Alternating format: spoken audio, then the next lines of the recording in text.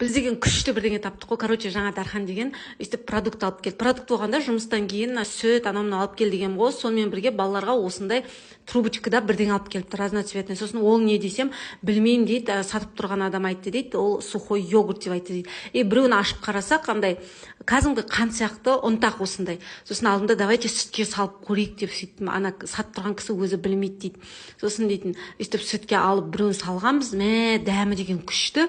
Сосын екіншісін салдық. Мне кажется, бұл коктейль сүтпен араластырып ішетін. Енді йогурт деп айтатын шығар, білмеймін. Жасылынікі осындай түс болды.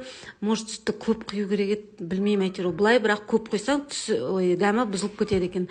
Бірінші Сұлтанға ұнады, сосын Тамердікі осындай розовый болды, содан кейін жасылды араластырдық. Дәмі вообще, бұның да дәмі күшті екен.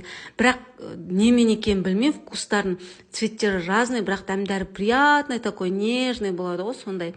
Айсананікі розовый болды. Негізі ода еще сары болған, что-то оны алып қойды да, сосын ішеміз деп.